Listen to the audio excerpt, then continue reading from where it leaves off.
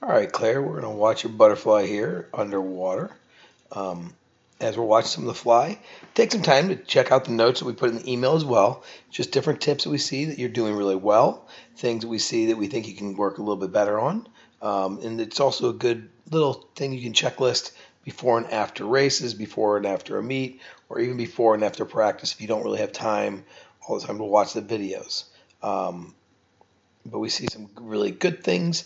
We see some great head position here. We see some things that we can work on a little bit as far as just your hand placement goes. Nice kick. So just different things that we're going to look at, and we'll take some time and go over them.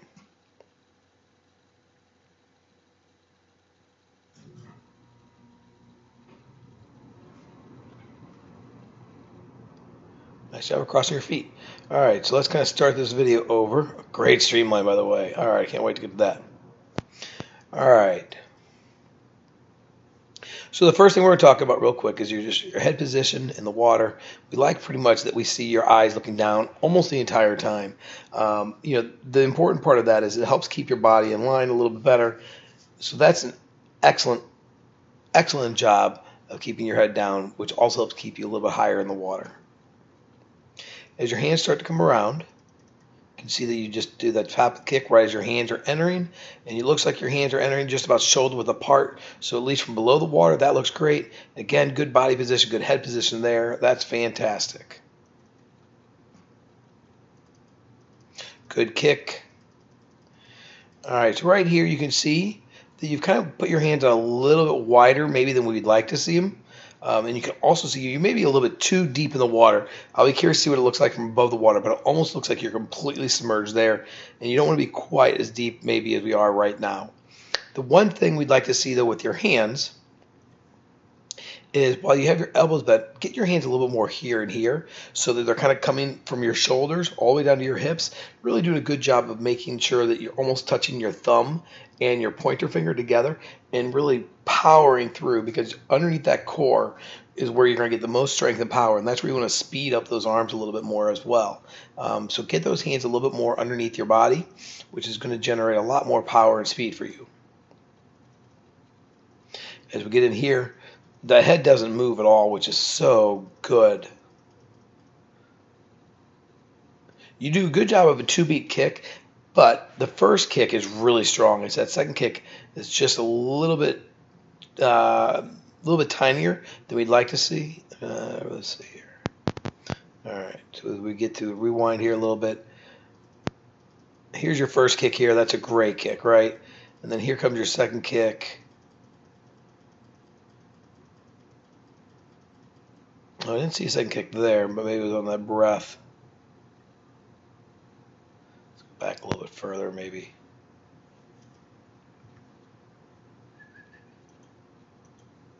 All right, we're going to kind of go back almost to the beginning just so we can see that kick. So there's the first kick right there. And then there's the second kick. So the second kick is just a little bit less. It's like good, strong, powerful legs there.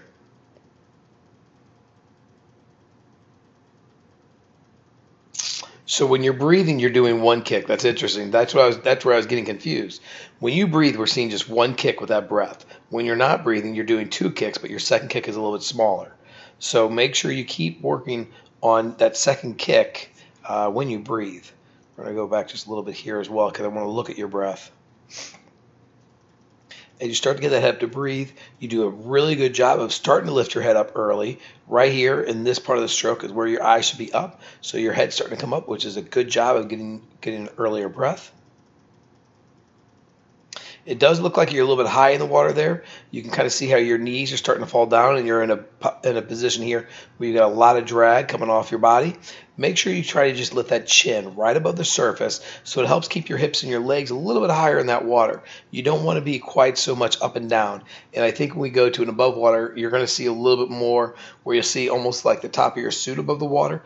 And ideally, you want your chin just to skate across the surface. Keep your shoulders right at water depth. You don't want to come quite so high up. As we get that head down here, that's fantastic. Excellent job of getting your head down before your hands come around, which is exactly what we want to see. Let's kind of think about our hands not going so much flat. All right, When you're entering the water, you want your thumbs to be down a little bit, your pinkies to be up a little bit, kind of almost on like a 45-degree angle. So just try to angle those hands a little bit better. One thing we really do like right here, we love how you're keeping your hands high in that water. You're not going too deep, which is fantastic. You always want to have high hands so that you can actually keep your elbows up a little bit higher as you're doing your pull. Now this is good here with your hands, this is good here with your hips, and this is good here with your head. I think if you're a little bit higher with your hands, you're going to be in a position where your hips and your hands are almost together. And this is going to create like this power triangle, and this is where you get the most strength and power. Right here you can see you're a little bit off. It is a little bit deeper maybe than I thought originally.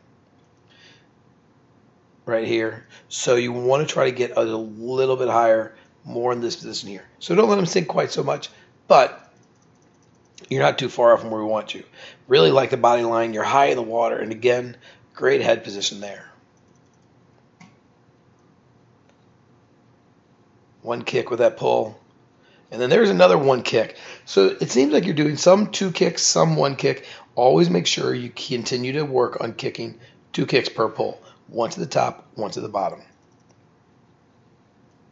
As you do your turn here, one of the things we really truly like was love how you're stacking those feet. That's an excellent job there. And you're also putting those legs in the wall really quickly, and it looks as if you're about to drop your hand off that turn as well, which kind of helps you to create a much faster transition from one direction to the other. Yeah, you can see your hand just fell off that wall, which is good. You looked like you were watching to come below the wall. But here's what I want you to think about is we can see that we're looking down a little bit with those on that stomach. Ideally, when you hit the wall, you want your knees to be this way and this way. So here are your feet, here are your knees. And as you push off that wall, that's when you start to turn over. You don't want to be completely on your belly as you're coming off the wall. But as you're pushing off the wall, you want to start to turn over, not be completely on your stomach. All right? Good job of waiting for about a second or two with that streamline. That was 1, 2.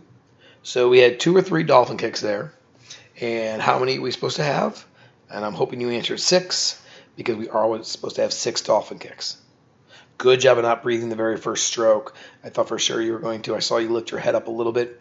Be careful. You can see as you're doing your dolphin kicks right here, you can see that you lifted your head up out of that streamline. Keep that head in that streamline right like this all the way through. There's no reason for that head to come up until you start ready to take that first breath. So work on keeping your head down a little bit more.